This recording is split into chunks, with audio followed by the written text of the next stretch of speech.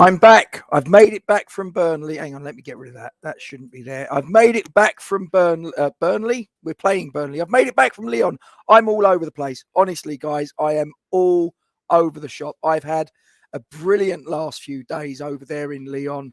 As you can hear, my voice is still recovering. I'm still a little bit croaky. It's all good though. I wouldn't have changed it. I had the absolute time of my life. The only thing I would have changed is obviously having a ticket to the match. For those of you that don't know, I went to Lyon.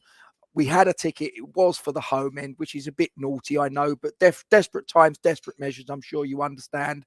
The tickets obviously got scrubbed. There was a load of other West Ham that were out there in exactly the same boat as me and the party that we was with. And we all just had a good time. It was fun. So yeah, I really enjoyed myself. And anyway, I'm going to crack on before we get our guests in.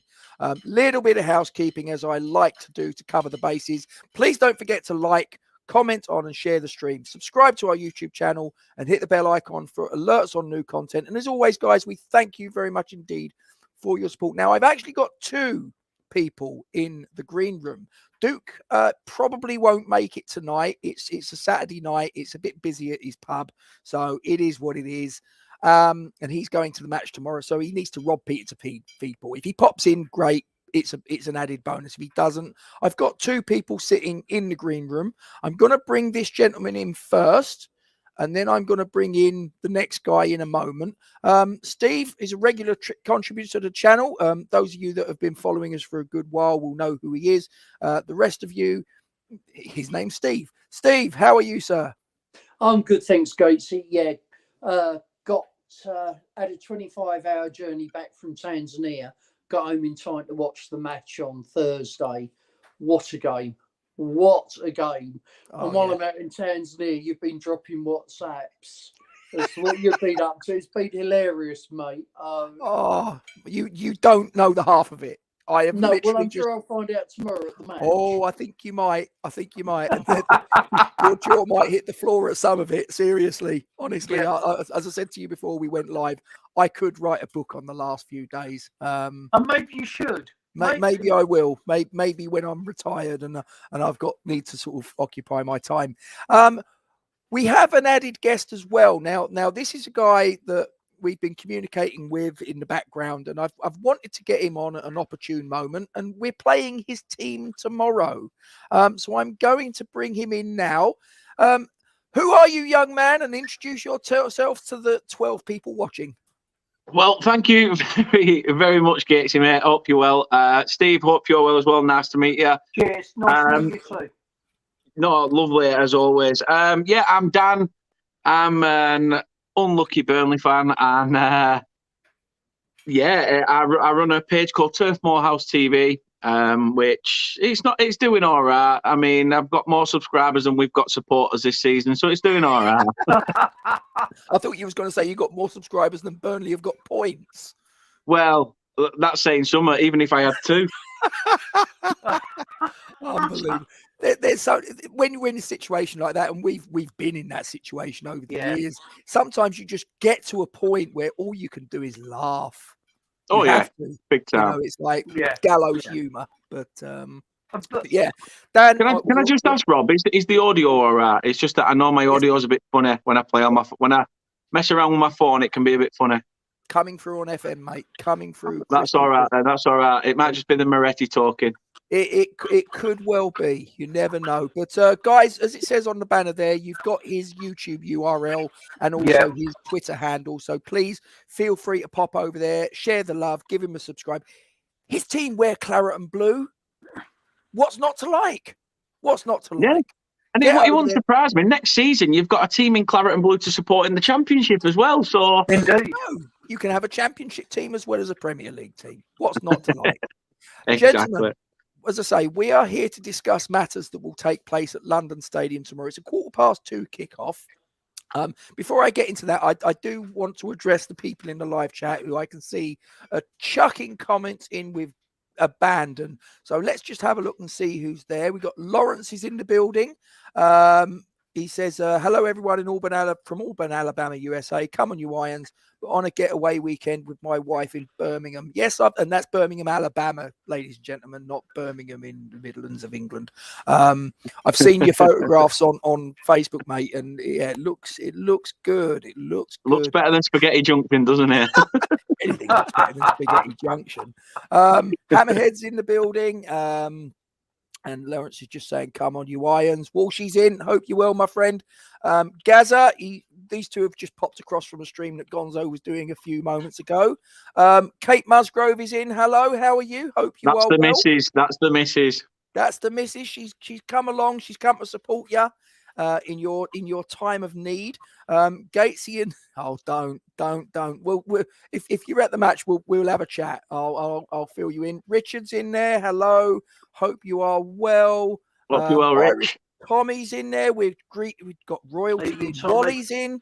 Oh, it's a full house. Simon's in. Neil from Down Under. Oh, they're all in. They've all come.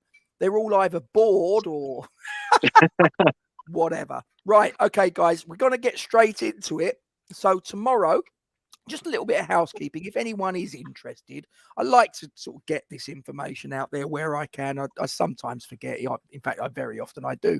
These are the officials that are taking charge tomorrow. The referee will be Paul Tierney. His assistants will be Lee Betts and Harry Leonard. The fourth official will be Graham Scott. The VAR will be Andre Mariner, and his assistant will be Matthew Wilkes. We'll let the guest have the floor initially, Steve. So please forgive me. By me. Dan, I got to say, the news that came when we was in Lyon, I think it was. I'm losing track of days. You'll have to forgive me. It was yesterday. It broke about. It was, yeah, wasn't it? Yeah.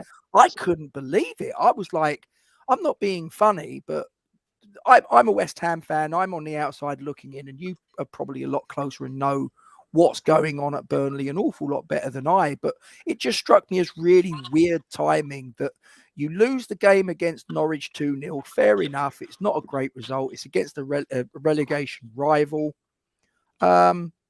Surely if you were going to pull the trigger, why was the trigger not pulled much sooner and not 2 days before an important match? It's just so left field what's happened. As I said to you prior to this going live, I said, I might not make it in time. I've been out most of the day. And that's because I've been trying to chase a supermarket that's still stocking tissues.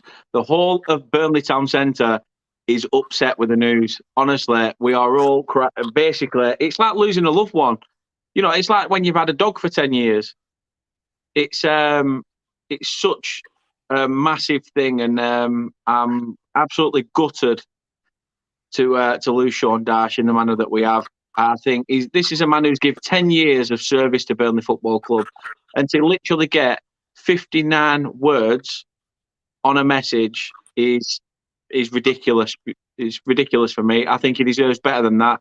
I look at the days of when we had Stan Turner. I think Stan Turner got he got a nice welcome send off at the end of it. He got told, right, you can have a lap of honour. Thank you for your service. I think Dyche should have been given that. They could have sat down with him and said, you know what, see the end of the season out and we'll take it from there. But they didn't. And it's been absolutely horrible since he's gone. I had optimism about tomorrow's game because obviously, as you guys will have known, you've probably been shattered from the days that you've been playing in recent weeks. So, you gave your all against Lyon. So, to be honest with you, it's probably been very interesting. Here he is. He's back. He's back. Camera 2 is in action. Because when you're doing live streaming, ladies and gentlemen, and if your internet sometimes drops out for reasons that are best known to the BT or Sky or Virgin gods, this is what can sometimes happen. So I'm using my phone as the plan B right now. So forgive me. As soon as my internet decides it wants to be a little bit more compliant, then I'll be back. In fact, I think I might be about to come back on the PC momentarily. So if I drop out, I should be coming back in fairly momentarily. I apologise, Dan. You was obviously in mid-flow. Please continue. No, as I was just saying, I just think that the fact that the whole town is, one of the things that Dyche said was that when somebody in Burnley gets kicked, the whole town limps, and I think that's how it is with this decision. Who better to get us through them 8 games than Sean Dyche? Whether it's from what we've heard, there's a bit of a player revolt that some of the players have said it's stale, it's stagnated. But then, yet again, whether they've said that now or whether they said that in January, they should have sat down and had a bit of a team meeting, spoken. There's a lot of players that have been there probably around the same amount of years as Dyche has. As I say, it's like losing a dog. It's like losing a pet. Is it 10 years? Was that right? It's just short of 10 years, 9.5 years, yeah. So that's incredible. To lose someone like that, it almost feels like you've lost a loved one, which is really strange. As I say, people have said to me, who goes in and sorts you out for 8 games? And I just keep telling people, Sean Dyche. End of the day, he would have been the best manager to get it out of us. I think it's strange, especially when you look back to when we offered Sean Dyche a 4-year contract extension. We were bottom of the league. We were rock bottom of the league at that time, and we offered him a 4-year deal, and he signed it up until 2025. Now, with a chance of 4 points away from safety, you think, but there's rumours banding around as they will, and I'm sure as time goes along, more news will filter out. But apparently, something to do with an analysis. Some member of the analysis team. There's been a bit of a spat between them and Steve Stone. And then Steve Stone and Jay Rodriguez had an argument, and then players have revolted against that. Dyche has backed players, and the board have not agreed with Dyche's backing of the players, and it just seems like it's been one giant argument, and the owners have done something so rash and just sort of got rid of him, and I just don't get it. I really don't get it. It completely baffles a man, because who comes in for these 8 games? I mean, it's bad enough when you say that your under-23s manager's called Michael Jackson, let alone the fact that now we've got him as our first team manager till pretty much the end of the season. It's ludicrous in my opinion, and as I say, the optimism for Sunday has gone well out of the window. I feel for you guys. Listen, obviously, as far as tomorrow's concerned, I want the 3 points, and I'll make no apologies for that, Dan, and I hope you can understand that. Oh, yeah. Beyond tomorrow, I've got no problem with Burnley as a football club. I think that they're incredibly well run. I mean, the job that Sean Dyche has done there over that just short of 10 years is nothing short of phenomenal. I mean, I think you've got the smallest budget, the smallest wage bill of all the other teams in the Premier League. It's absolutely astonishing what he's managed to do. I mean, you qualified for Europe a few seasons back, didn't you? You got 7th in the Premier League. You got into Europe, which was obviously a big deal. And obviously, I agree. I just think that something's clearly gone on. Something has clearly gone on behind the scenes. I've heard a rumor that there was a bit of a physical altercation involving Dyche. I don't know whether that's something that other sources have corroborated, whether there's any truth in it, whether it's completely made up. But I just think you've come this far with him, and you're right. He is absolutely the right guy, in my opinion, to get you through these remaining, was it 6-7 matches you got left? Yeah, well, we've got 8 left now. We've got 8 left, but I don't know whether you heard it when your camera dropped out. I said we should have sort of give Sean Dyche the same treatment we give Stan Turner. Sort of sat him down and said, listen, I know we've agreed a 4-year contract. We'll pay the rest of that. At the end of the season, we're going to go in a different avenue, but we're going to let you see the season out. We're going to let you, we're going to announce the news and say that at the end of the season, you'll be leaving because we're going to go in a different direction, and let the fans at least say thank you for everything you've done. But no, they've literally done a 59-word club statement. Not one player has come out and said anything. Nobody has said anything about it. So it makes you just think, what the heck has gone on? But to be honest, though, Gates, I'm glad that your voice has gone, because it sort of reminds me that Dyche is still here a little bit. Well, there you go. I like to try and please. If I just bring Steve in, I mean, what was your reaction when you heard the news on Dyche's removal as Burnley manager? Oh, I thought it was bonkers. I was really shocked. I mean, let's look at Burnley as a club, and this is no offence to Dan whatsoever, because I've had a soft spot for Burnley since the 70s when they were in the old First Division. Yeah, I'm that old, Dan. But and I think Burnley are a great club, and I think. Sorry, could I just real quick? I'm just going to interject, and before you continue, Steve, I'm just going to momentarily drop out from here, and I should be back on the PC momentarily. So sit tight. You carry on, gents. Yeah, I mean, I remember Burnley playing in the First Division in the 70s, if I'm correct. Yeah. I mean, I was still in short trousers at that time, but nevertheless. And, they're a great club with a great history. And there is no way, with the budget you've had and what you've had to work with, Burnley should have been sustainable in the Premier League for as many years as they have been. And that is entirely down to Sean Dyche. So Massively. what do you do?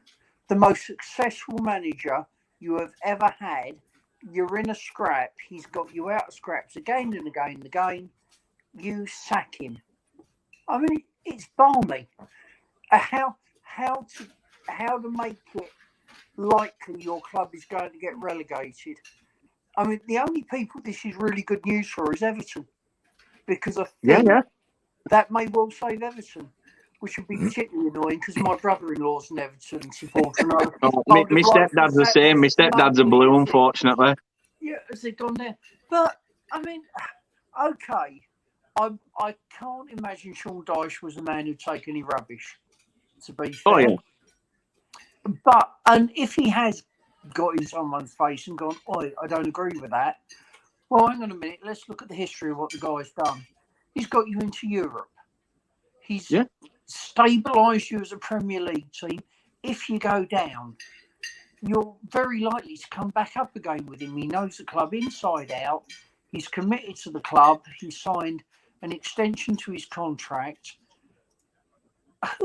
Who on earth are you going to get in on the sort of money you were paying Sean Dyche? He was on a big contract. He was on some mega money with Sean Dyche, to be fair. I think he was on the 25 grand a week. Yeah, on the new deal, yeah. So from a Burnley perspective, that's quite a lot, yeah. That's mega money. But last year when Everton were in trouble and Lampard got the job, I know Mr. Allardyce said he'd take it again. Well, he took it first time for $6 million. And that puts it into perspective. Well, that's another thing as well, Steve. That's another thing. Dyche has turned down jobs like Palace. He's turned down Everton. He's turned down these other jobs because he's thought Burnley is my club. Yeah. It's like if you play a game of word association with someone and someone says, right, I want words about Burnley. The first thing that comes to your mind, Dyche. Burnley, Dyche, Burnley. And you think that. The two go hand in hand. And I know we're his first proper job in a sense because he didn't get a fair crack of the whip at Watford. But it's ludicrous, mate. It's ludicrous. As you said, from back in the day when you were watching in shorts to now, it's one of the maddest decisions I've seen in football, and this could come back to bite us in the arse big time. And I tell you what, Sean Dyche is to Burnley what John Lyall is to West Ham. It's that sort of level, isn't it? And I remember when John Lyall took over from Ron Greenwood, and the fans absolutely loved John Lyall. And when he was let go, we were all gutted. Yeah. We've been relegated several times with John Lyall, but we always came back stronger.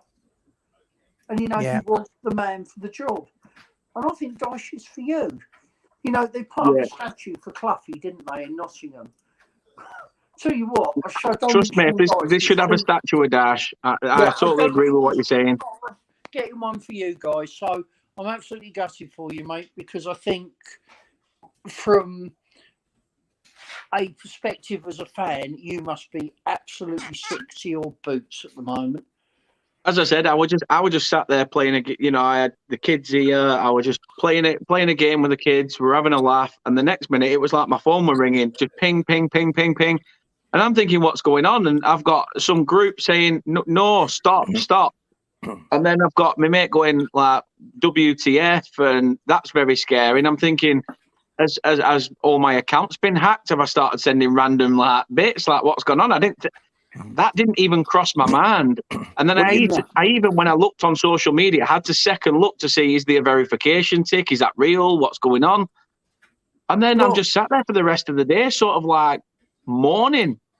Yeah. I mean, you're sat there practically feeling like crap, and next minute you've got Capital Lancashire going, fancy giving us your thoughts? I'm like, he's literally just walked out the door. What's going on? Give me a minute. This is the first name that sorry, Steve. This is the Walsh has just put in this name, Big Sam Aladicchio, and this was the first guy that I thought of as soon as I heard that Dyche was out. The first guy I thought of was that sounds like that's probably going to be Big Sam as the next cab off the rank. What are your thoughts if it was going to be that Allardyce comes in? I can't see it's going to happen for tomorrow's game. I think it's virtually impossible. No, definitely Let's not. say that the following game that they put Allardyce in on a short-term deal with the incentive of keep Burnley up. We'll pay you a sort of like a lump sum, and we'll give you a contract for next season. However they structure it, would that be a move that you would endorse, or are you not sort of like too keen on that? Because I know obviously there's a bit of a rivalry between Bolton and Burnley, and obviously Sam Allardyce is very much ingrained in Bolton colours. Yeah, I like Big Sam as a person. I think he's a decent man, and for what he's done in football, I credit that. The job that he does. Is that a wind up? Is that a wind up? Chris? That's definitely a wind up. Of course it is. It's Chris. He's taking the mick. That I was going to say. I didn't know how to take that. I thought it might be. If Chris says hello to you, he's trying to basically tell you to F off. That's the sort of Chris. That's the sort of jokes Chris likes to play. Evening, Chris. Yeah. Hope you're well, Dad. But yeah, I just don't see Allardyce being the man to come in and do it. I think Allardyce, again, we saw the last time he wanted a managerial job.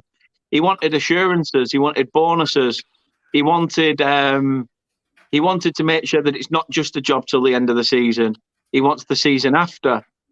He wants these assurances in place. And for me, if I had to pick somebody, I would probably go for someone like Chris Wilder at Borough. Okay. I think Chris Wilder, if you're still sticking with the British manager, I think you've got to look at that. Would he leave Borough at the moment with the fact that they're fighting for the playoffs? Yeah. Again, Rooney, he doesn't know, Rooney's a name that's been mentioned.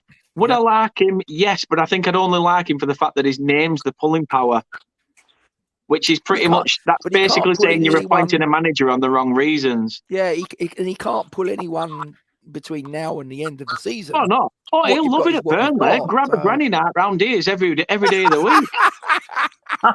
But he'll love it up here. When the Everton job came up, Rooney refused to be interviewed because he wanted to finish off with Derby.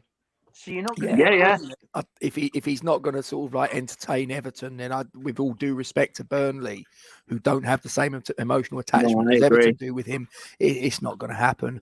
But I just think it's a completely barking decision. I said it a while ago. I said a while ago that like 5 or 6 years ago, you had the likes of people like Pardew, Ian Holloway, Mark Hughes, all these managers that at the time were probably at the peak of their careers. They'd managed teams around sort of a Burnley calibre, and they were go-to managers that you could trust. Now you've got Mark Hughes, who's in League Two with Bradford. Ian Holloway's down in the doldrums of football and things like that. And you just like, you've got Pardew who's going CSKA Sofia. So you just sat there like, right, who's available? I mean, even Steve Bruce ain't out there. And I'm not saying I want Steve Bruce. I'd rather shit in my hands and clap. But what I'm saying is that, Steve Bruce has got a job there at West Brom, and then you're thinking, who's out now? So you've got the likes of Nuno, Rafa, and things like that. But then I'm still of that Burnley calibre and Burnley model of, do we not do that? And I've thought outside of the box with a sort of weird one, because Alan Pace being American, I thought, is he going to look in the MLS at a manager? And I'm thinking, does he look at a manager that's got Burnley ties? So I was looking at the manager of Orlando City, Adrian Heath.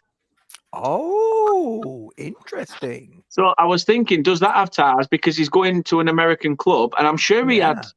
I know he had. Alan Pace had a bit of shares in some American club. I can't remember which one it were, but I do remember. I just think that potentially, if you're going to put the two and two together, also Ralph Rangnick's number 2 has been mentioned as a potential candidate. Between now and the end of the season, or longer term than that, are we talking? I'm not sure. For me, I think that it'll just be the interim. I think it'll just be Michael Jackson, and we'll heading our way to the Championship. Yeah. I tell you who you want to get. I won't do the joke about forever blowing bubbles, I promise. I tell you who you want to get, in all seriousness, if you can. Rafa. What he did at Newcastle was amazing. And if he did, I think the Everton fans might disagree. Yeah, but talking to my brother-in-law about it, none of the fans wanted him. They were all against him. Nobody wanted him there. He was never going to succeed. They never gave him. It's like when chance. Billy Bonds went to Millwall or Steve Lomas went to Millwall. Yeah. It's just not going to work. No. So I think if you could get Rafa, even next year, whether you pay the money, I don't know, but he'd be a damn good manager for you. You know, if we hadn't got Moisey, I'd have had Rafa. Fair. Well, let's turn our attentions. Obviously, we've said our disapproval of the move to remove Mr. Dyche, but what's done is done. So let's concentrate ourselves with the matters taking place tomorrow at London Stadium. So I'm going to share with everybody what I suspect, and this is I haven't got any insider information. I'm not an in the know or anything like that. I'm just an ordinary guy who's been supporting West Ham for a long time, and I just come on here and spout off, and people either listen or they don't. It's up to them. I'm going to go full screen with it. So I suspect that the 11 that will start tomorrow at London Stadium against Burnley in the Premier League will be: in goal, Lucas Fabianski; left back, Aaron Cresswell; right back, Vladimir Kufal. The centre backs will be Issa Diop and Craig not Ballon Dawson. Say it as it is. Say it as it Dawson. is. Yes, I was going to say, I'm not going to call him Craig Dawson. He's Ballon Dawson. Declan Rice will have the captain's armband, or the Basmati Billy Bonds, as West Ham clips like to tag him. I think that's a brilliant moniker that he's put on him, I've got to say. Thomas Souček will be his partner in the double pivot. At the head of them, you'll have Saeed Bin Rama on the left, Jared Bowen, who is on fire, and I think he's friends with Danny Dyer as well. Pablo Fornals, I suspect, will occupy the number 10 spot, with Michael Antonio ploughing a lone furrow up top as the number 9. I'll bring it to again, Steve, if you'll just forgive me for indulging our guests. But Dan, should that be the team that you face tomorrow, what would you be thinking as a Burnley fan? To be fair, I've looked at it two ways. I've looked at it and thought, right, okay, we're potentially going to get something because those players pretty much played, and to be honest, is there going to be a bit of tired legs? Yeah. However, I just think that it's almost being back at the London Stadium. It's sort of like having an open-top bus parade. It's like a welcome home, isn't it? After, welcome back to the heroes sort of thing for what they did in Lyon. The way that David Moyes has got you playing this season has been phenomenal. Very fast-paced. Bowen has been a massive, massive player this season. I personally, when you signed him, thought he's not going to fit into the West Ham way, but he has drastically, and he's shut me up. Antonio in the game against Lyon, people said he didn't really do much in front of goal, but his link-up play, his link-up play is as good as a goal for me. I fear that side, to be honest. I think he could have been a lot stronger in terms of goals against Lyon. And you did a good defensive job as well, apart from the one scare at the back post in that game against Leon, where it was a bit of pinball. Areola, for me, had nothing really to do. So, yeah, I fear tomorrow now, because whether there's been a player revolt at Burnley or whether there hasn't, who's going to down tools and who's going to play for the cause? That's the question I'm asking as a Burnley fan. And I think the crowd behind you at the London Stadium, after what's happened in Leon, is going to be massive. And the second win that those players will get will be a rush. Steve, your thoughts on that 11? Do you concur with that, or would you think that maybe? I do actually, but I would say after our European games, in the next game, the Spurs game, the Brentford game, we were knackered after 10 minutes. If you guys turn up fresh, regardless of attitude and anything else, it's going to be hard work for us. When you watched our guys against Leon, it was 110%. I think Dawson was immense that night. I mean, who would have thought Craig Dawson signing for $2 million? He's been relegated twice. Would be that damn good. He was outstanding. He's one of the signings that I regret that we never went for, because, well, I say we didn't go for. We went for him numerous times. Went for him at Rochdale. He turned us away. Went for him when he were at God knows whoever it were before. Yeah.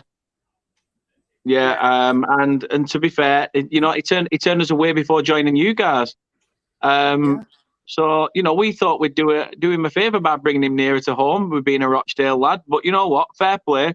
He's come on leaps and bounds at West Ham. And as you say, BT Sport got it spot on when they put up that Ballon Dawson, because that was just classic. That was brilliant. Yeah. Absolutely brilliant. And he is... he's just been immense for us this season. He makes the odd mistake, but then what player doesn't? Absolutely. He's very much a throwback, isn't he, Steve? He's very much an old-fashioned British centre-back. No frills, no sort of like bells and whistles. It's just, the ball comes. I mean, don't get me wrong. I mean, I was having this discussion with my brother yesterday. He can pass the ball out. I mean, he made that pass in the first leg against Lyon, 60-yard from right to left, as I recollect. And to feet, it hit its target. So he has got that in his arsenal, but very much at his core, he is head it, kicked it as far away from the goal as possible. Done. Yeah, and he reminds me of watching Billy Bonds play back in the 70s, actually. I mean, it's heart. Heart and full commitment.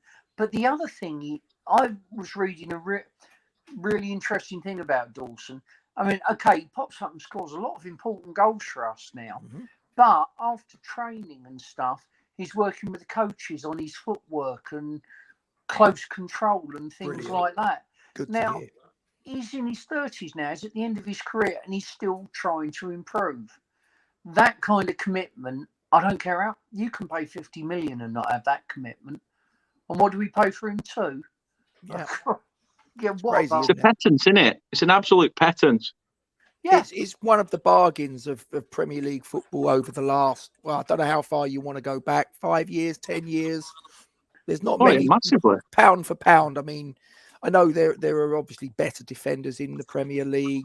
There are players of higher standard, but when you consider the amount of money he was paid for and his standing in the game, as you said, he'd been relegated twice in 3 seasons with 2 different clubs. So you sort of look and you go, this ain't going to be up to much. And let's be honest, for the first couple of months of him coming in to London Stadium, he didn't kick a ball, and everybody was thinking, well, what was the point of signing him on a season-long loan? He gets his opportunity. I think it was away at Southampton from memory, and he was superb that game. And that was that. I tell you what, Gates, you say there are better technical players, and yes, there are, but there aren't any players more committed than him. Yeah, I'd agree. And and that's what West Ham Moyes' team is built on, effort. And a load of effort will make the gap between ability and, result. And I just think he's been sensational. I tell you what, I mean, I think he's pretty close to my hammer of the season.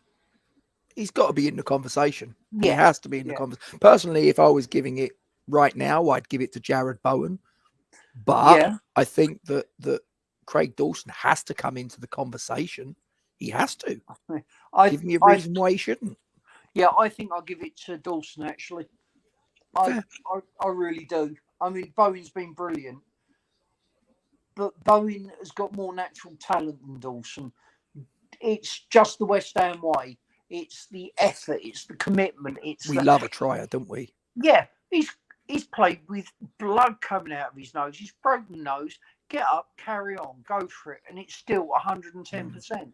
I just think he's brilliant. I love him. Yeah, guys in the live love his chat, celebration though as well. Gates, sorry, I love his celebration after the first goal. You know, it wasn't a case of we've gone 1-0 up. It was a case of right, that's the first goal. Come on, lads, let's just get our heads down, keep going. He was very calm in his celebration as well. It wasn't a case of the job's already done. And from set pieces this season, he has been so pivotal. He's been absolutely massive. And you know what? If any side in the Premier League if every side in the Premier League had a Craig Dawson, then you know there'd be a lot of games where it'd be very low scoring because he has been phenomenal this season. Yeah. He causes all sorts of chaos and set pieces. I mean, my son and I watch the games, and the other player we comment on, who has the sort of headless chicken running around and just won't stop, is Fornals. Again, he's got incredible talent, Fornals, but we love him because of the effort. He just doesn't stop. And you watch Fornals play and you think, okay, that ball's gone past, someone's got to chase back. Oh, look, there goes Fornals again. And it's the same thing. As West Ham fans, we just love that. Yeah, I know what you mean. I mean, we had it with George Boyd a couple of seasons back. We thought, we thought, he's not really doing much on the left-hand side. What's he doing? But then that's when you're at a time where you're thinking he's not really involved in the play, but he's pulling players out of position. Yeah. He ran the most in the Premier League a few seasons back. You know, he covered the most kilometres in the Premier League. So he's doing something. You know, and sometimes these are the players that are unsung heroes that as much as you look at it and you think, look at how forward Fornals is. Why is he not getting amongst the goals? Why is he not getting enough assists? But the stuff he's doing by drawing players out, bringing players out of position, letting other players cut into that space, again, it's a massive part of the way you play, and you've been absolutely phenomenal this season. Yeah, I mean, I've waited 50 years for back-to-back seasons like this. I mean, I had the 75 FA Cup win, I had the Cup Winners' Cup final, and I had the 80 FA Cup win. But it's been pretty slim pickings apart from that. And Moyes has come in and put a team together which really represents what West Ham is, which is heart, effort and graft. And it's phenomenal. You know, we have a moment when we put a bad performance in, but when you look at the overall, you've got to be happy with what's going on. You really have.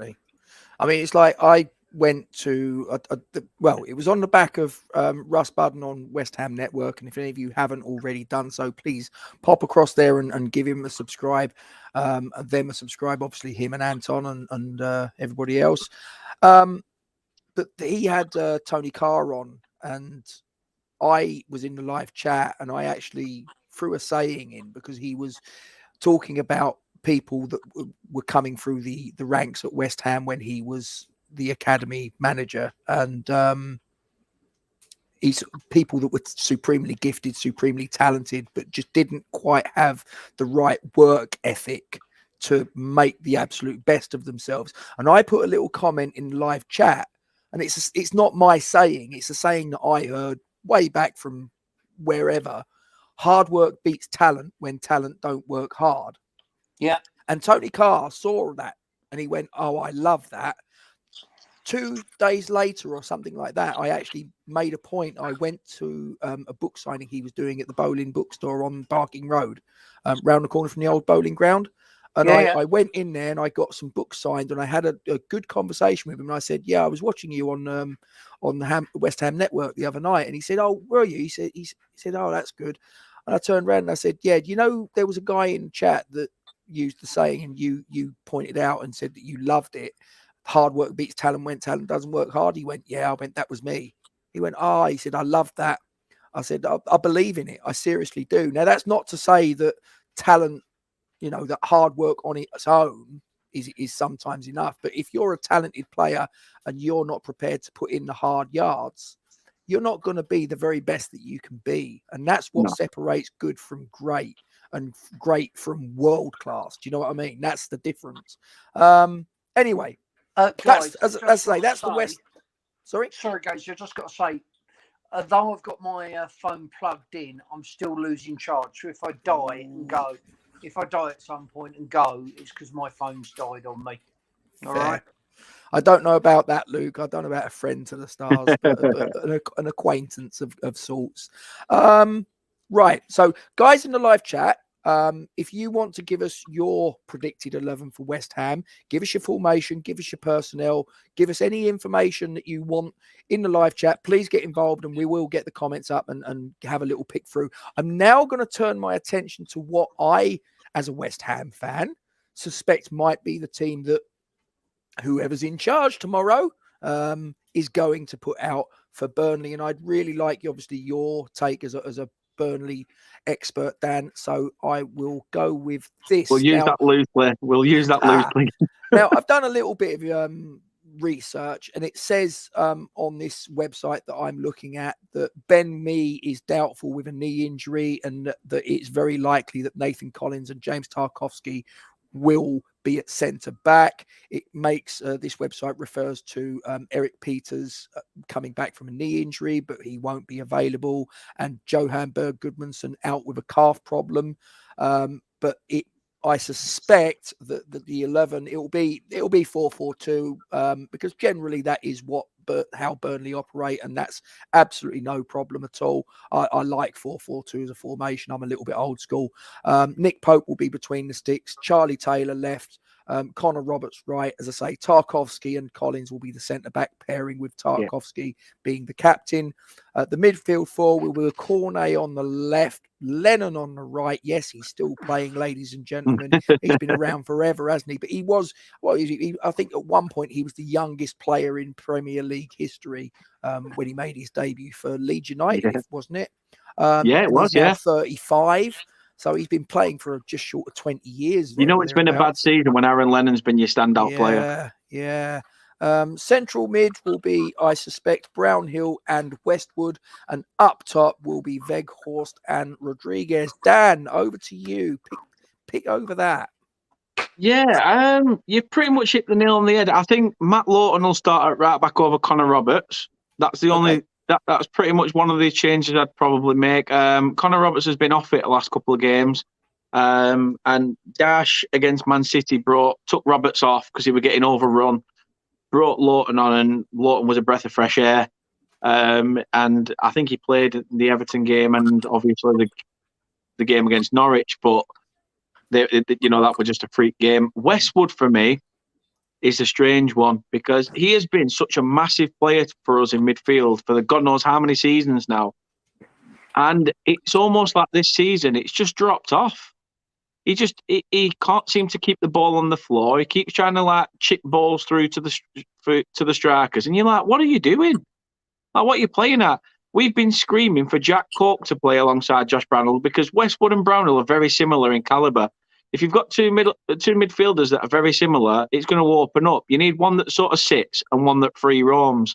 So if you've got two players that free roam, you just open up like a book in midfield. Dwight McNeil as well has been on and off this season. He's not really hit the heart. So you probably hit the nail on the head with that starting 11. Although I would like to see us change it and tweak it a little bit. Ben Mee, however, as much as he's injured, is going to be part of the coaching setup while the interim stuff goes on. So whether we're going to see Ben Mee screaming orders from the sidelines, I don't know. Or, as I say, whether it's going to be do it like Michael. I don't know whether it's going to be him. So We will see, but that as I say, you've hit the nail on the head. Weghorst has been a bit upsetting for me. He's not really. He was linked with Apart us from the for first a little 2 or spell, 3 very games. tentatively. Yeah, first 2 or 3 games he were decent. As I've said to a few people, about Weghorst, for a 6'7" striker, epitomises the film White Men Can't Jump, because he's literally he can't in the air. He is awful in the air. He's 6'7", but he jumps 5'9". Oh, he's terrible. He's terrible with his feet, though. He's phenomenal. Wow. It can bring others into play and stuff like that. I just don't think it's worked, and I think that's another one of the Dyche rumours, that players were promised that they'd be played in certain positions and that certain things would happen, and it hasn't. He's stuck to his guns of the old school, crap that seems to have stagnated. So I'm hoping we'll see a little bit of a change, but if not, and it's just a case of tweaking the tactic a little, then fingers crossed that's pretty much going to be nailed on what you've gone for. Fair enough. Before I bring it across to Steve, I've just starred this comment. Titch is asking, is McNeil injured? No, he's well, you'd think so, the way he's been playing this season. Really? That bad? Yeah, honestly, he's been so hit and miss. And when he messes up, he is a good player. But if he had the knack of keeping it in his head, sort of thing, if something happens off the ball, say he's got the ball at his feet and 1 minute he's taking people on at the byline and then he loses it, he stands there and goes, "Oh no, what have I done?" Instead of just thinking, like, right, I've got to try and win that back. And you're thinking, hold on, this is stuff you learn in the early days of your career. Do not give up. Battle for the second ball. And you'd expect that, especially in a Sean Dyche side. Yeah, however, that should be ingrained in him, shouldn't it? Oh, massively, massively. But Dyche did the good thing. McNeil had been, to be fair, I thought when we signed Corney, we'd see the best of McNeil because it takes the pressure off him. Being the only one to be the sole provider of goals, whipping the ball in and things. But it didn't. It just McNeil sort of just dropped into his own, and it was very strange, very strange. But when he dropped him for a game and then brought him back on the game after, it was almost like we'd got a McNeil that has been refreshed, the McNeil that we wanted. But you can't have that. You can't have a player that gets a good 2 or 3 games a season. You need someone that's, statistically on it, game in, game out. So yeah, it's going to be interesting. I'll tell you what, we'll be lucky to keep all the Corney. I think we'll keep all the Weghorst just because, to be honest, hey, you might be. I don't fancy Sporting Villa when it comes to Claret and Blue Premier League teams next season anyway. They shouldn't even, I've said it a few times, they shouldn't even be in the Premier League. They cheated their way. But Weghorst, for me, I think because he was a January signing, may potentially stay, and because he's not hit the heart. But Corney has got an 8.75 million release clause. I would take and that is a pittance. Yeah, that is nothing. Especially when the rumours banding her out is Bowen and Saint Maximum. I think keep hold of Bowen and sign Corney for cheap. Do you think Corney, before I bring it across to Steve, because he's a player I rate, and I know obviously David Moyes has a habit of doing this. Do you think that Maxwell Cornet could play as a striker? Yeah. To be fair, that's where he got his first couple of goals when we played him at the start of the season. But it's just, I'm talking as a lone striker because we as a lone striker, 4-2-3-1. Do you think he could be a direct replacement for Michail Antonio? Does he have the hold-up play of, say, an Antonio, or is that not really his cup of tea in your hold-up play? Probably not. But if you're looking at putting a ball in behind the last defender and him latching onto it, a bit of a speed merchant that gets in amongst the last defender, then potentially. But his all-round link-up play, I mean, the game against Norwich, he missed an absolute sitter. All he had to do was literally touch it, and it were in the back of the net. It was more difficult to miss than it was to score. Yeah, I saw that. Yeah, he should have buried that within a month of Sundays, and that's just Burnley this season. Sums it up. Yeah, fair enough. And I think Dyche is a fan as well because he says under 9 million, he'd have him. Massively. Massively. Absolutely. 9 million is practically pocket money in the Premier League these days. Giving him away. Yeah. How much did you pay for him? Well, that's another thing. He's our record signing at 15 point something million. So you're going to lose money on him, whatever you do. Yeah. Wow. Yeah. Wow. Steve, now I'll bring it to yourself, sir. Your thoughts on that 11, if that's what is deployed at London Stadium? Well, who do you fear? To be honest with you, none of them at the moment with the form they're in. Yeah. If we were fit and fresh, I'd expect us to win 2 or 3-0 comfortably. It'll come down to how much legs we've got. I mean, this is no offence to Dan, but that team just isn't as good as ours. No, I agree. You know, and we've got Tarkowski who's been linked with us. I'm looking forward to seeing him play. Well, he's another one. His contract's up in the summer, so he's going on a free. Yeah. I look at Burnley now, Steve, and we are a retirement centre. Yeah. We are a retirement centre. That's why I was saying, you know, Rooney will love it up here. You know, Rodriguez is in his 30s. Weghorst is not far off 30. You know, Westwood's 31. Aaron Lennon, obviously, as we said, is past it. Ben Mee's at 30. You know, we're at that stage now where we can't keep carrying this. And as I said before, Dyche kept coming out and saying, these are seasoned pros. Yeah, you can go from seasoned pros. Seasoned pros is like basically trying to sugarcoat veterans. Like, honestly, half of these players should be playing soccer 6, you know, like they used to do it on bloody TV and stuff. Yeah. I mean, you can't keep doing it. You can't keep trying to get a fine tune out of an old whistle, especially this season when we've been trying to adapt. You know, the Premier League's got so much better, so much stronger, and we've not adapted to that. We've tried to be expansive this season. That's expansive, not expensive. We don't know that word. But we have tried to actually play with the ball on the floor in certain games, and it's cost us because Burnley are known for a solid defensive unit. Yeah. And like a cheap Easter egg, there's cracks in it all over. Not Good. Not good. Though oddly, I think West Ham have got the oldest squad in the Premier League. Surprisingly, that's something I read the other day. Now, whether that's true or not, yeah, I could be completely misinformed on that. So don't take my word on it, Dan. I'd be very surprised knowing David Moyes doesn't like to get players. I know he has a sprinkling of, like, case in point being Craig Dawson or Ballon Dawson. Sorry, I got to get used to that. And obviously Michael Antonio. But you know, you look at Pablo Fornal, Saeed Benrahma, Jared Bowen. All right, Cresswell's another one in fairness. But generally, he's, you know, Zuma's 26, isn't he? Oh, the average age will drop massively at West Ham once Noble's gone. Yeah, that's possibly what's sort of like tipping it maybe. That's another thing what Rob says there. We've still got Phil Bardsley as well. We've not seen him most of the season because he's been crocked. Ooh. Yeah.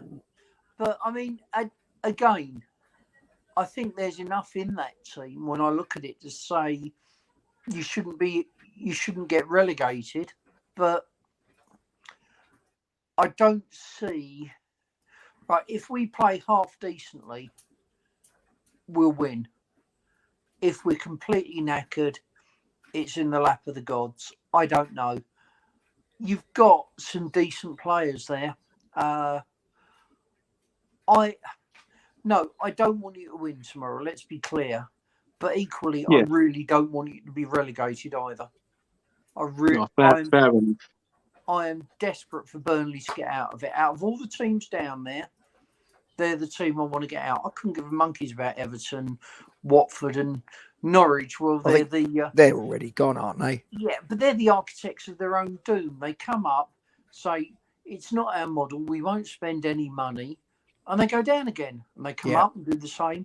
And it's like old Einstein said, you keep doing the same thing and you expect a different result. That's lunacy. Yeah. You know, I have no... as much as I like the ideals of Norwich, I have no sympathy for what happens to them because they do the same thing. It's going to happen again.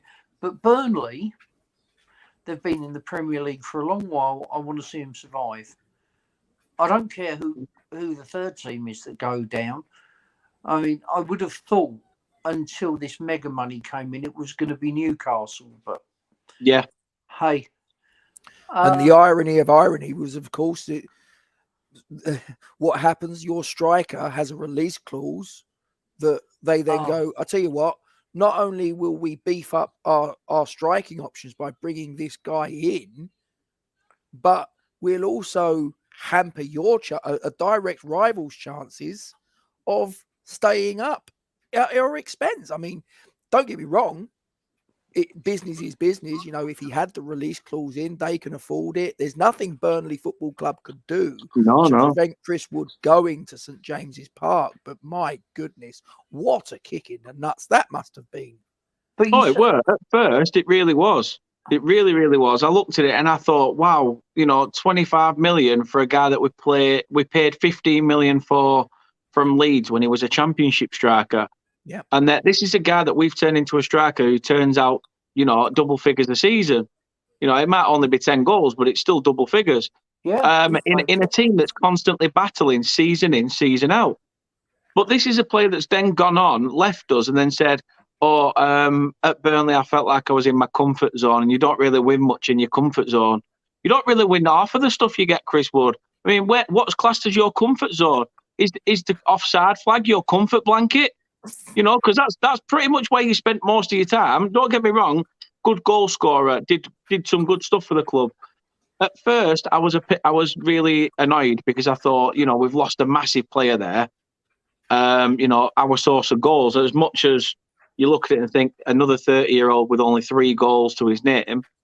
I thought it was only the season before that he was at that point, and he still went on to get double figures in the second half of the season. So I thought, damn, we've lost a big player. But then when you see Luca Dean leave Everton, who's been a big player for them, go to Aston Villa for 25 million, you think, actually 25 million is not too bad, actually. When Luca Dean's been such a massive player for Everton, he's going for the same amount of money. Maybe we've got the better deal. And see, Chris Wood hasn't gone to Newcastle for longevity, has he? He's not going to be their striker for the next 3 years because they're going to. He's not going to fit into it though, as well, because Newcastle's wingers love to cut in and have a pot shot themselves. St Maximin, Ryan Fraser, they all like to cut in and have a go at goal themselves. So where's he getting the service unless they play a ball back to Trippier and Trippier puts a quick one in? Yeah, and the other thing is, you can't tell me Newcastle aren't going to go out and upgrade on Chris Wood in the summer. Of course they are. They tried to. They even tried to in January. They tried to sign some foreigner that plays up front, but I think the deal got squished at the dying hour. Yeah, and it's like for us, we're hoping we get Lingard back. Newcastle have put an obscene contract, 10 million signing on fee, 150 grand a week. But if Lingard goes there, he could find himself in the same position he was at Man U, because they're not just going to stop at buying Lingard, are they? No, give it a year or two, and they'll buy in a player that supersedes him. I think Lingard needs to go to a place that is loved, and West Ham is a place that is loved. So, if anything, if he's got the balls as a footballer to think, right, what is best for my career now, West Ham's got to be that answer. I must say, Gates, going back to what you had on before when you had all the wins and losses, that's a crap rounding countdown, that, innit? Yeah. Yeah, I've got to say, it didn't look... your Premier League form in the last 6 that I had on a little bit earlier. I would say I'd go back to it, but I'm sure you probably don't want me to, in fairness. I've seen enough red. Horrendous. I mean, there was one green in there, one win, which was the game, obviously, against Everton, which I thought would be the catalyst for you guys to get yourself out of the mire. And then the next game, Norwich. I mean, you must have been sitting there when you got that 3 points against Everton and you looked at Norwich on the horizon. You must have been rubbing your hands, weren't you? Big time, big time. I did a watch along for the Everton game and I was sat there watching it. Cheers, Lawrence. Thank you very much. I sat there and the third goal went in, I couldn't even celebrate. I screamed, yeah, but then as I was trying to talk the rest of it, I was near to tears because it was almost like I feel like we're going to get out of it now. Yep. And then the full-time whistle goes, you hear Nick Pope huddled with the players saying we're not effing dead yet and stuff like that. And you think the players are in on it, there's togetherness there, this is it now. And then Norwich came about and all of a sudden you get a bit of sunshine over Carrow Road. It's like a solar panel, they all start playing. So... was it that they? I mean, you'll have to forgive me. I haven't seen a single bit of that match at all. Was it that they played above their level and you that below? What happened? Because as I say, I just looked at that and thought, oh, that's got to be a win. That has got to be a win for Burnley coming off of the back of Everton. Their tails will be up. Norwich, realistically, I'm sure they probably know that the chances are that they're already down. Surely this is going to be at least a point. I think half of the players probably thought, right, that's it. We've beat Everton. The Norwich game's in the bag. It wouldn't surprise me if they sort of thought, looking at the table, looking at where we are, which we shouldn't have done. We should have been looking at that, thinking, look, this is another must win. Every fan was saying at that point, these 9 games at that time were cup finals. They're all cup finals and they're all there to be won. But that day, Norwich completely bossed us from the first whistle to the last. Yeah. We were awful. To the point where I actually said, if Dyche comes out with the same comments of fan margins, it just wasn't our day, we were unlucky in front of goal, the same bullshit he's come out with for the last 5 or 6 years, which we're getting a bit fed up of. We wanted him to come out and say, you know what, tactically I got it wrong. Maybe I shouldn't have played that person. That person wasn't strong enough in that area. Call it as it is. Stop just being this media mogul that has to say the same shit over again, because it does catch up with you, as we're seeing now. He was protecting his players a little bit, though, Dan. Do you think he was trying to praise, or maybe the old saying, praise in public and give a tongue lashing in private sort of thing? Do you think that maybe there was an element of that where he was trying to sort of say in front of the camera the right things, but in reality behind the scenes he's giving them a damn good bollocking? I'd like to think so. As I say, in that Everton game at 2-1 down at half time, I was saying, I'd love to be a fly on the wall, wonder what gets said, and, how does he approach it in game? What does he actually say at half time?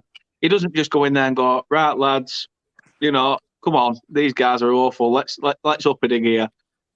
Lads. I'd expect him to be like, you this, you that.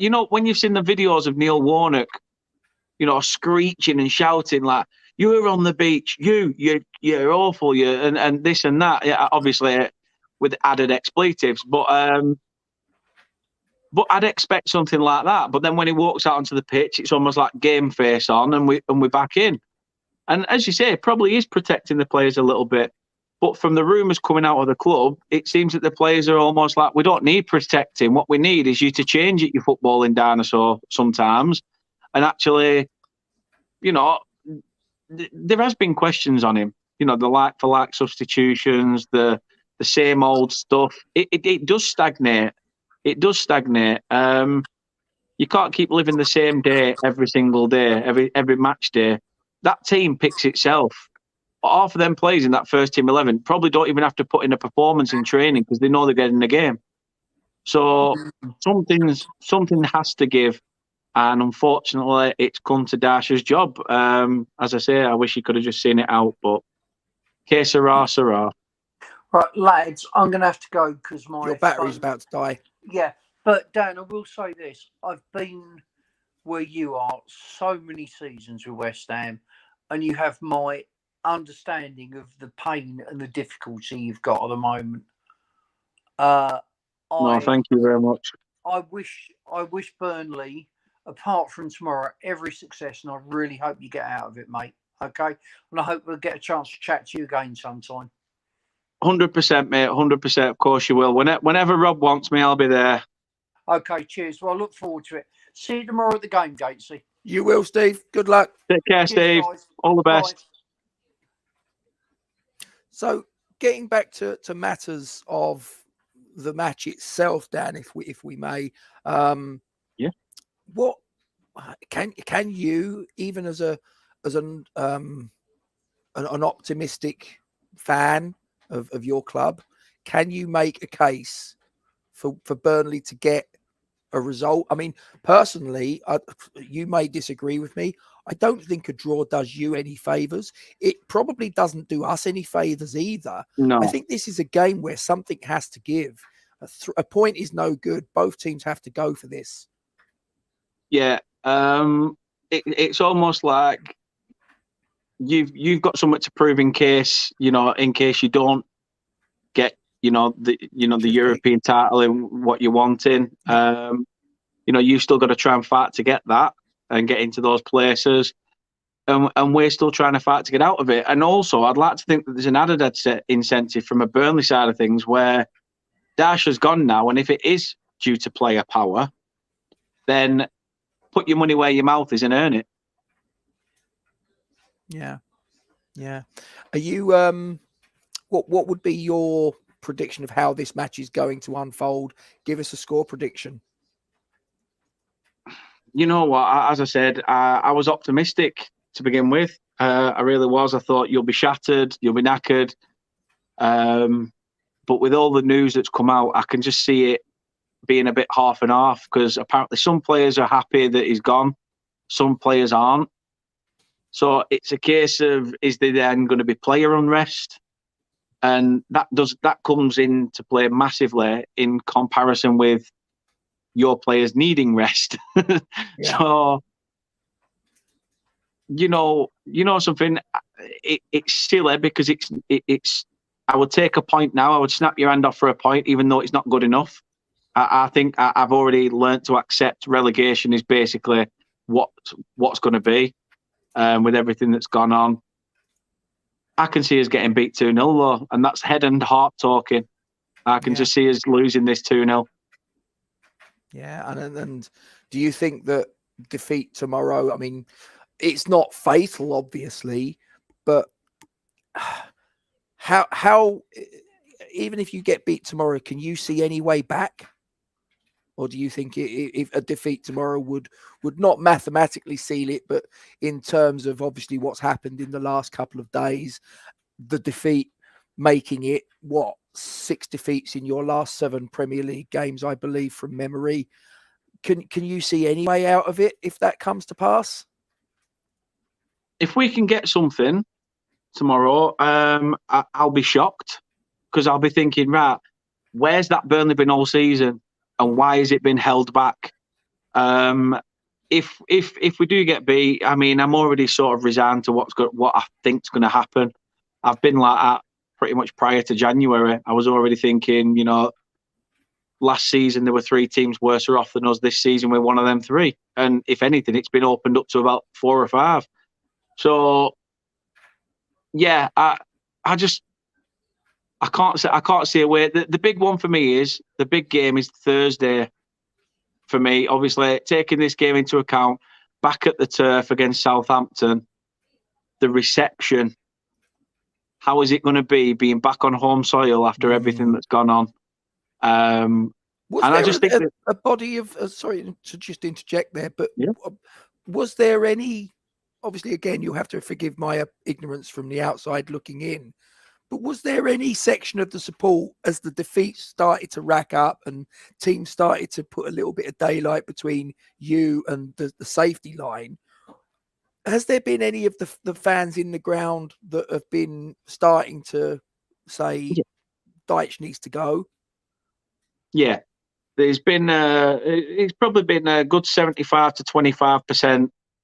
You're going to have your bulk of fans that are like, nah, it's Dyche, he's tactical dinosaur. He sticks to one tactic and that's it. We've all been asking for Jack Cork, so he starts him against Man City when he knows we're going to get hammered, because we do every season, and then drops him. And then it's almost like you can't blame that on one player. So there is times where even me, as much as I was a very much Dyche in, and that he was the man to bring us back up again, there is things I would change. For me, it's just a case of that it was such a shock. And I really can't see the way Burnley's going to go at the moment. I want to remain positive and think, are we going to do a Southampton, do a Leeds, do a Leicester, where we drop the divisions, rebuild, and slowly, gradually get back to what we want to be, but in under a different, without having the Brexit FC tag and without being, Burnley hoofball and stuff like that.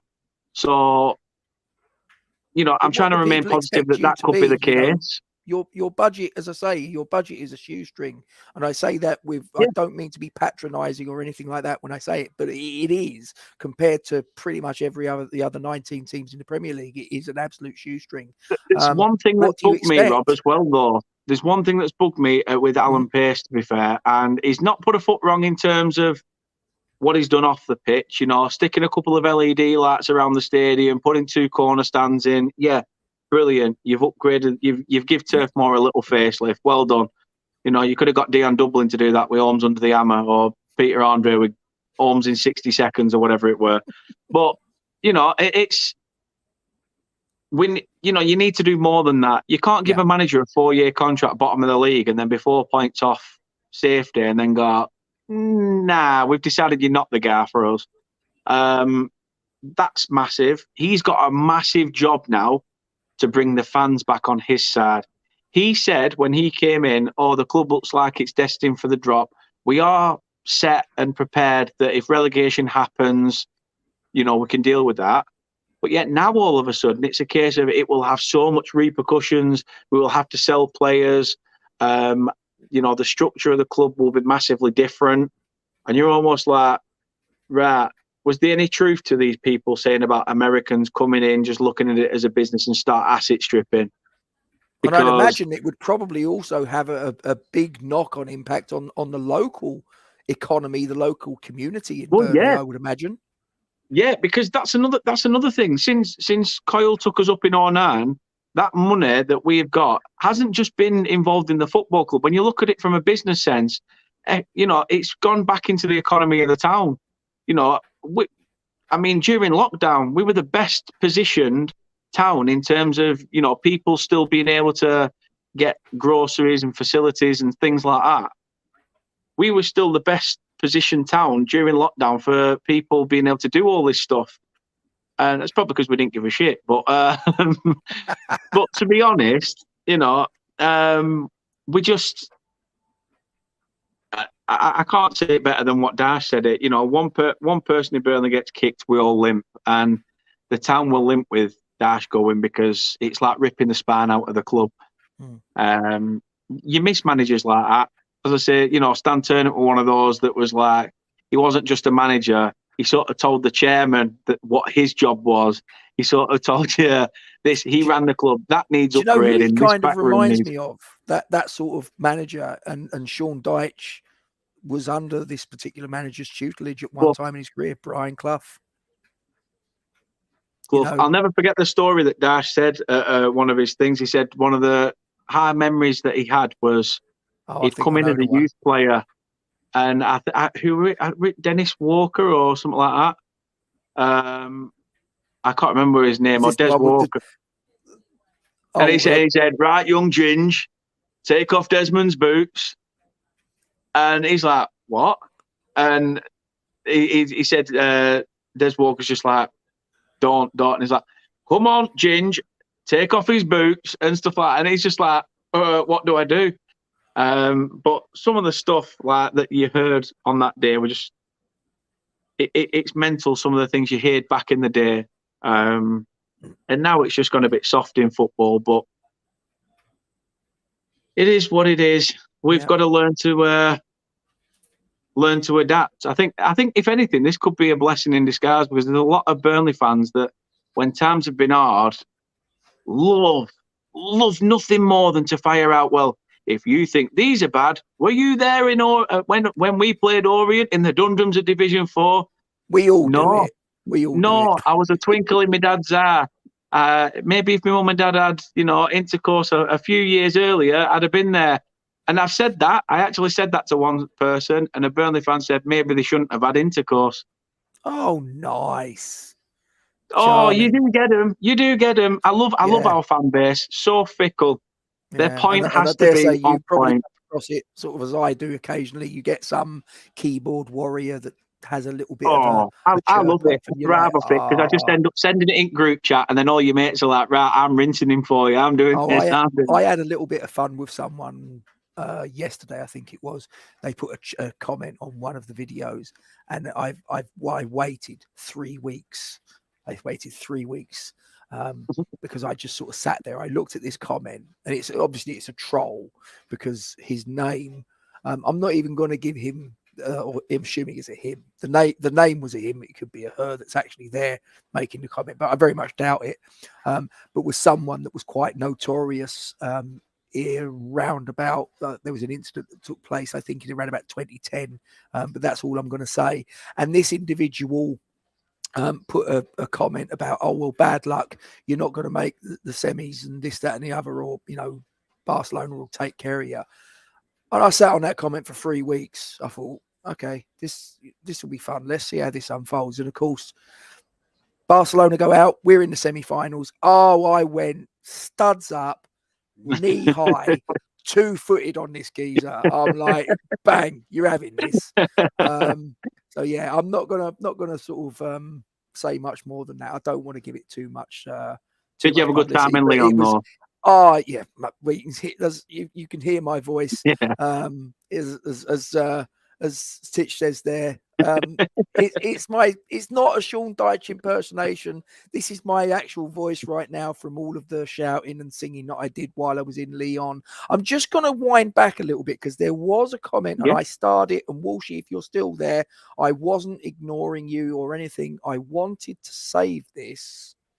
He asked the question, do you think if you're relegated, you would bounce back straight away, or would you have a few years in the wilderness? The latter, a few years in the wilderness. Do you think that would have been even with Dyche? Yeah. Okay.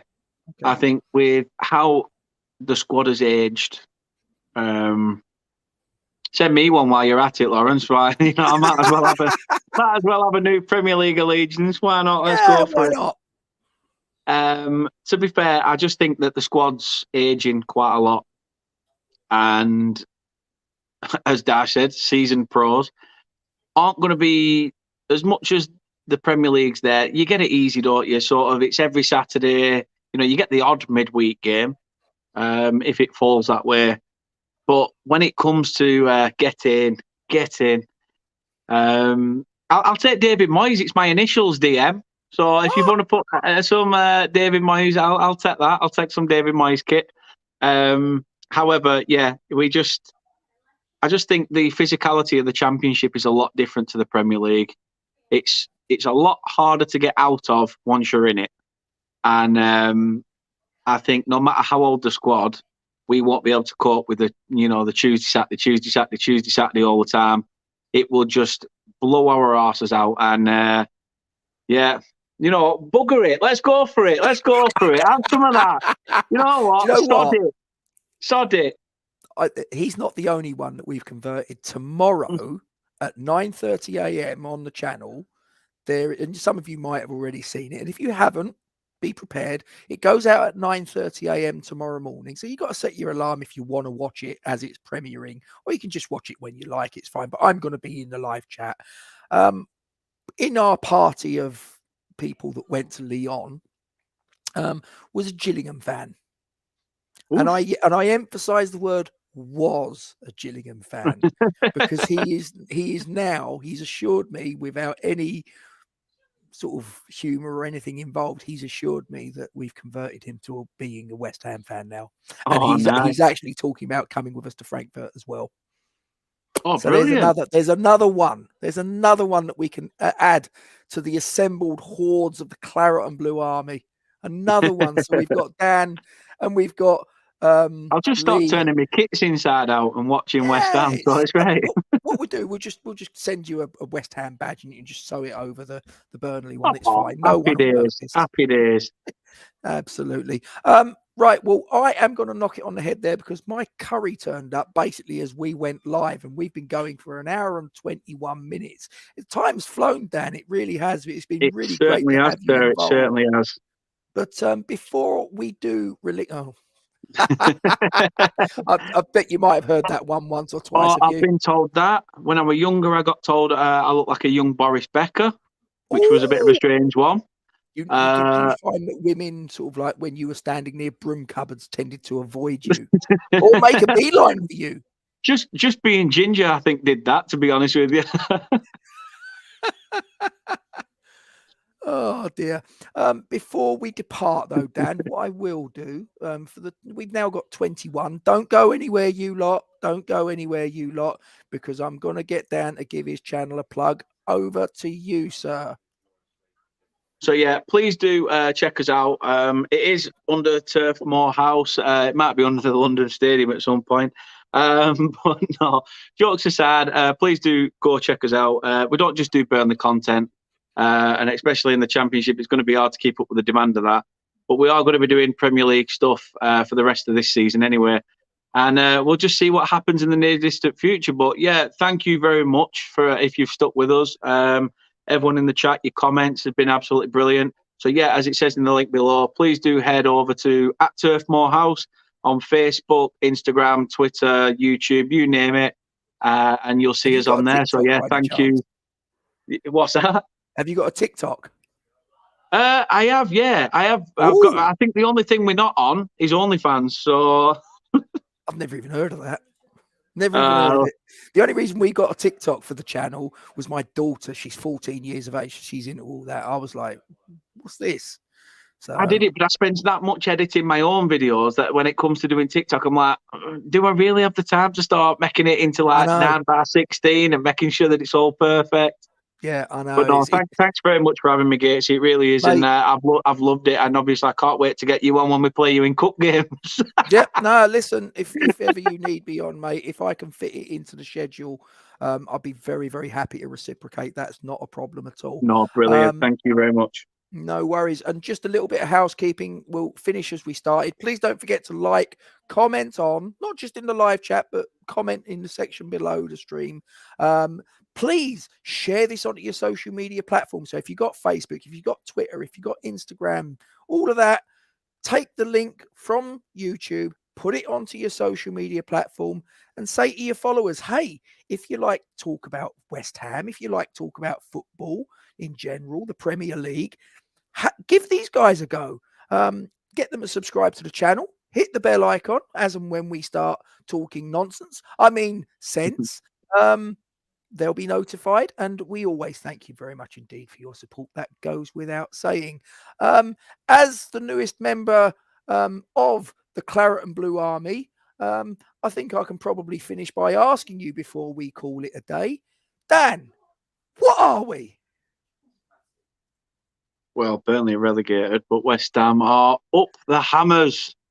Come on, the Hammers. Massive. West Ham are massive everywhere they go.